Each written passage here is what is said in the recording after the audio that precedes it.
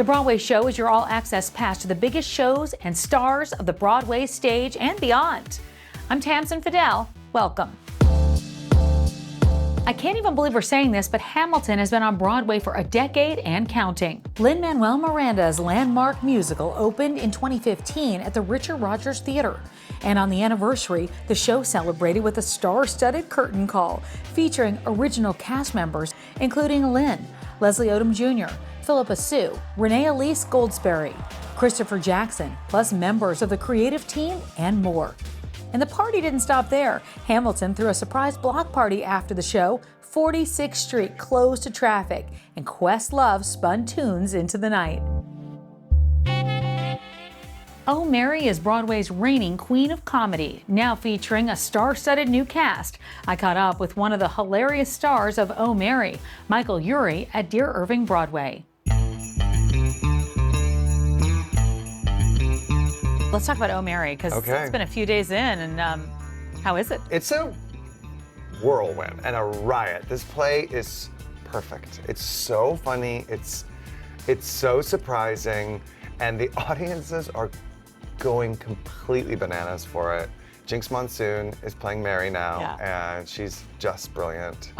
A stage animal. I love being out there with her. The audience is, I mean, she has some serious fans. And Kumail Nanjiani is making his theater debut. First time doing a play ever, and he's like a fish in water. He's perfect. And four of you started all at the same time, right? Yeah, the three of us and Jen Harris went in together. Tony Mock, who's been playing the role of Simon, stayed with the show and sort of helped us, like, held our hand and said, "You're gonna be okay." But it's all good, go. Yeah. 1, 2, 3, Broadway. The four of us got to rehearse together and go in together, but it was very quick and very intimidating. I mean, you know, like, the show's been running. It's a big hit. You said it was quick. Yeah. What is quick? When it comes, like, quick to me would be 6 months of rehearsal. What's your definition of quick, Michael? I had 4 days of rehearsal, which is quicker than usual, and that's it's my own fault because I was on a cruise. Okay. Did you enjoy the cruise? Yeah. Did you work on the cruise? I did. Okay. I wasn't working on the cruise. It was a vacation, but I was in the room looking at the script kind of a lot. Help me carry this weight that's dragging me down. Pull me out of the drink before I start to drown. We'll talk about Shrinking. So congratulations on the nomination. Thanks. Super exciting. What was that like to get that phone call? Well, I was dead asleep because we had a night shoot the night before and a night shoot the next night. So we had 2 night shoots for our last 2 days of Shrinking season 3. And I was dead asleep and my phone was buzzing and I was like, what's this? What's this? And it was my reps, like, all on a conference call. And I didn't get to it in time. So then I was like, well, this might be good news, or it's only ever good or bad news when they all call. 2 options. Yeah, so it's like, it's either they're commiserating or they're congratulating. So I tried to, like, I was like, let me just Google Emmys and see if my name's there. And I never really found it. They called again and they said it, and I was like, are you sure? I haven't found it yet. And what was so cool is that I got to go to work that day, and Jessica was nominated, and Jason was nominated, Harrison was nominated, and the show was nominated, and the casting directors were nominated, which is so cool. That means, like, everybody's, like, and our sound department. So it's actually, it was really special because we all got to. I'm so happy for you. Thank That's you. so exciting. Thanks. How did that come across? Did you audition for it? You knew about it? How did it come to you? So the project came through, and they were like, this is a project that they're looking at you for, just FYI. And I was like, okay, cool.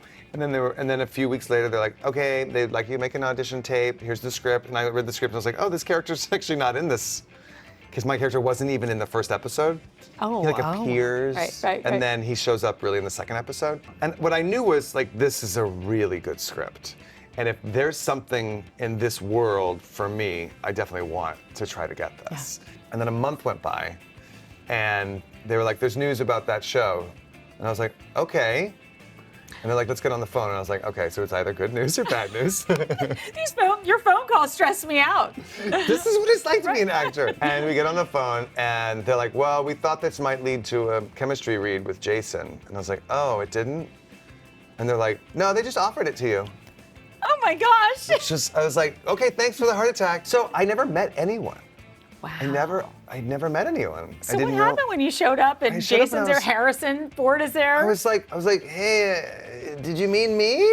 I was like, I'm gonna show up and they're gonna say, wait a minute, you're not Andrew Rannells. But they met me. They were like, you're the guy. And then, but then it was tricky because I wasn't in the first episode. Yeah. I had one scene where I didn't say anything and I'm just like pumping gas. So it took, and that episode took, it took a while for them to get the groove. So it took several weeks to shoot that episode. And honestly, like the imposter syndrome lasted probably till Emmy nomination morning. No. I mean, it's wild. How is that possible? You got It's Harrison such a great Ford and, like, character. I mean, it's like, and yeah, not really that long. Congratulations. I'm so happy for you. Thank you. Happy birthday. Thank you. We love a starry opening night on Broadway. Broadway audience is going bananas for the Roast Master General. That's because comedian Jeff Ross is bringing his hilarious and very personal one-man show to the Broadway stage. We hit the red carpet with the stars on opening night.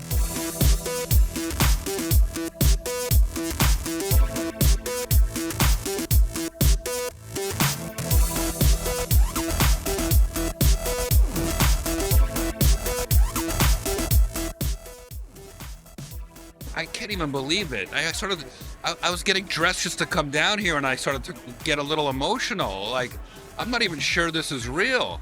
I've always wanted to do something like this ever since I was a boy, seeing Broadway shows with my Aunt Beth. So this is different. You'll laugh, you'll cry, and you'll take a banana for the ride. Everyone gets a banana at the end.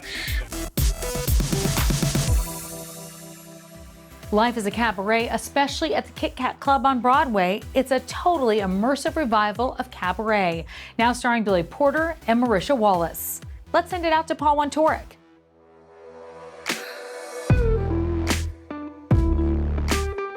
Welcome to the Cabaret. How are you two? Hello, baby. It's like a twofer. I love how they put them in together, right? You know what I mean? Two for one. We Yes. left together, we came back together. Yes, we did.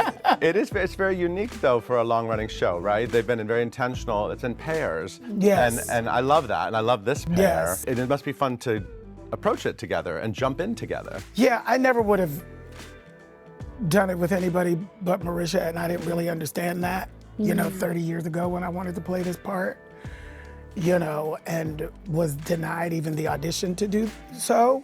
It's all good. It's just I didn't really realize that all these years later, almost 30 years later, would be the time. My mom used to always say, God's delay is not denial. Had I done this role when I thought I should have been able to, Right.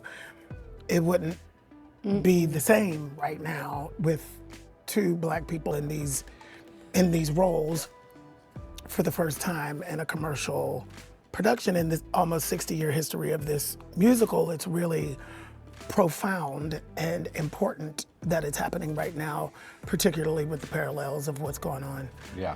in American history. I wanted to really dive into the history of what it would mean to be Black in 1930s in Nazi Germany as a performer. And I called Billy and I was like, were we there? Black people in Nazi Germany haven't really been spoken about. Right. And I was like, this might be a chance for us to open up these stories and really open up this part of history to show that a lot of people were affected. And if everyone knew that this was also their history, could we possibly try to not let it happen again? And I was like, that's a story that we kind of need to tell. So we're in the Kit Kat Club. Obviously, it's always been sort of a place for others. So when they see two Black performers taking on this story, obviously, like you said, we are telling people these people were there as well. Mm-hmm. It adds power, but like every performer who takes on these roles brings their story, right? Yeah, absolutely. And you obviously, you want people to be doing all this sort of work in their heads in the theater, right? I mean, because the classics, you can really build on top of the classics. I think that's what we learn over time, right? That you can add That's these- what makes them classic, Right, is that they don't exist in a vacuum. right. They exist to be reinterpreted inside of our humanity. It's about human stories, not about black and white or gray or female or male or, whatever. Well, I think about Shakespeare. They put Shakespeare in the hood. They put it in the richest part of town. There's been different countries. There's been different time periods, and no one bats an eye. And I was like, and that's why Shakespeare tradition can keep evolving, because they're not afraid to try to put these classics in different places. But we can do this with musical theater. We can see these classic shows with different lenses, and it's gonna hit different. Yeah. It's the same picture, it's just got a different filter on it. And it's like the red is a little bit more red, the green is a bit more green. And I think it brings new generations into the theater. Now we're looking at Cabaret. There's older generations coming to enjoy this. They're bringing their kids, they're bringing their grandkids. We have to keep evolving if we want theater to keep progressing and to stay alive. This is a Broadway show, and we're back in just a few. Happy 25th anniversary, Broadway.com. Who's looking at you? We all are. By the time this ad is over, you could have already booked your ticket to Oz, Chicago, Hell's Kitchen, or The Room Where It Happens. For 25 years, Broadway.com has been the most trusted name in theater tickets. With lightning fast checkout, legendary customer service, award-winning content. Because Broadway isn't the add-on to your trip to New York. It's the reason for it. Broadway.com, your ticket to Broadway for 25 years. We're celebrating another huge opening night on Broadway. Mamma Mia, here we go again. The music of ABBA and one of the most popular Broadway shows of all time is back for a limited run. We caught up with the stars on the carpet. It's 3 generations of people that you're seeing at the stage door that are coming together. Some know it from their childhood, some know it from their parents listening to it, and now it's social media music. So we're getting a whole new generation meeting people at the stage door, telling me what winter meant to them, or slipping meant to them, or a certain relationship meant to them, and realizing that I might have cultivated Donna and done something very specific in my telling, but that it means something different to everyone who's watching it. It will bring me to tears to look out into the audience and to see, you know, a mother and a daughter, or 2 best friends who have had a lifetime with these songs and built memories around them, and they're just in the front row singing to each other, just, I mean, really letting all their inhibitions go, and that will bring me to tears. It's so special to see people sharing their, you know, their memories and the memories they're creating with us. This music is timeless, and for me, the music just lights up my soul. When I come to work, it's really an escape for me to come to work, which is something that not everyone gets to experience. But the music just fills us. It fills us with play and spunk and fun, and it's like it's a dream job. It's such a reunion. You know, somebody asked me what was the happiest movie you ever did, and by far it's Mamma Mia. And we, some of us will be here tonight, and then to see Phillida, who directed it, and Catherine, who wrote it, and of course Judy Kramer, our fabulous producer. And I hear Pierce might be joining us later for the party. It was just the happiest experience, both part 1 and part 2, and maybe there'll be a part 3. Who knows? The American premiere of Punch is on Broadway this fall season. The play from James Graham is about one fatal blow and the lives that are forever changed. It stars Will Harrison, Victoria Clark, and more. It's a story about, you know, masculinity and how you respond to losing somebody, and because it's a story that has such hope at its heart, which is very unusual for a story set around death, violence, prison, the justice system. People come out of this with a different way of handling their grief and their trauma, and I find that so inspiring. I find the real life people so inspiring. Yeah, they did something so superhuman in terms of being able to forgive someone who killed their son. I think it's a lesson for all of us, and we can't wait to be sharing it with American audiences. It's already been such an amazing experience, and the conversations that we're having in the room, having just worked through the script once or twice now, are some that I've never had in my life. And that's really inspiring, because I think that is what audiences are going to leave with, hopefully, is conversations that they've never had and questions that they haven't really considered, which I think is what it's all about. And this show really offers that in a cool way. It's wonderful when social justice meets art, when there's when people can actually write about something that's important, and change how people change and pivot and forgive themselves and forgive others is something that is a lesson we all need to be learning right now.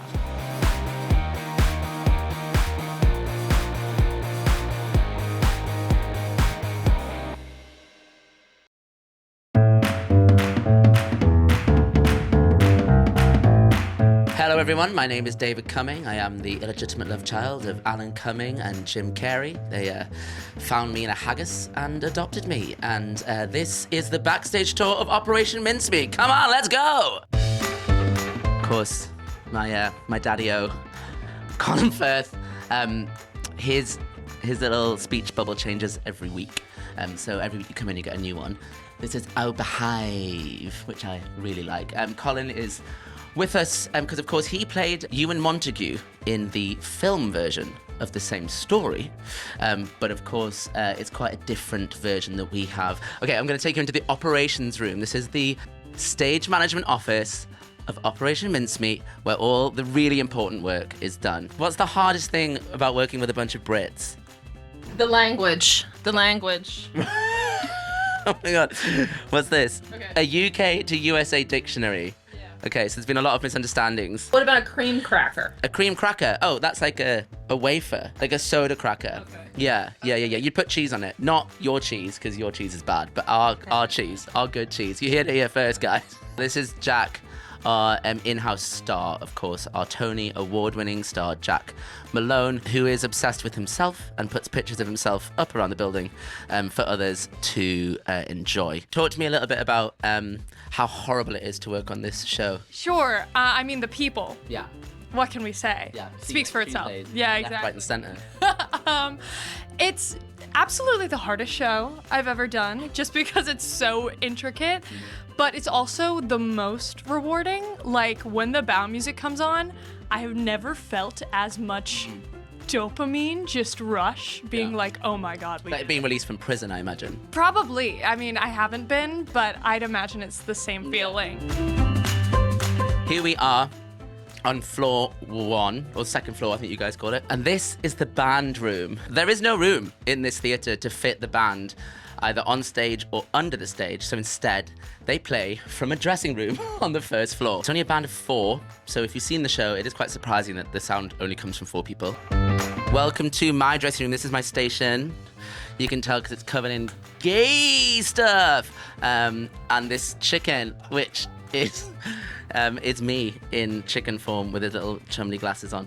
Although they removed the squeeze pipes because they said I was loud enough.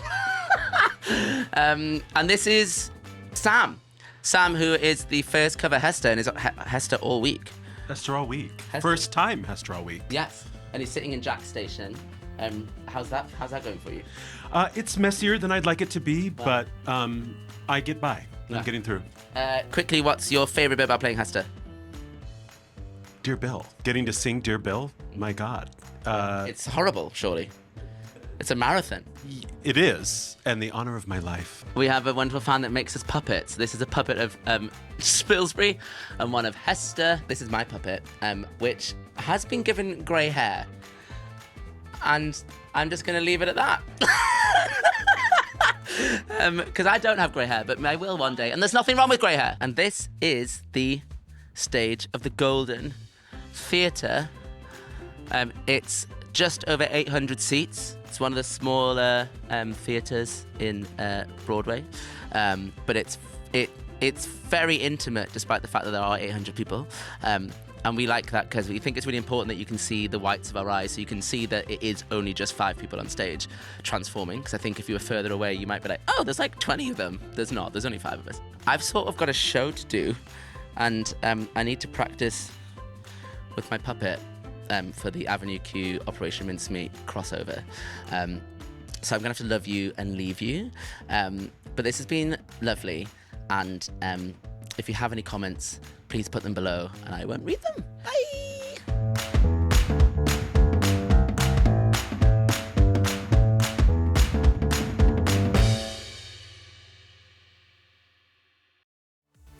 And that's going to do it for us. But for tickets, or if you want to see extended cuts of all these interviews, head on over to Broadway.com. And be sure to check out The Broadway Show Uncut, wherever you get your podcasts. I'm Tamsen Fadal, and this is The Broadway Show.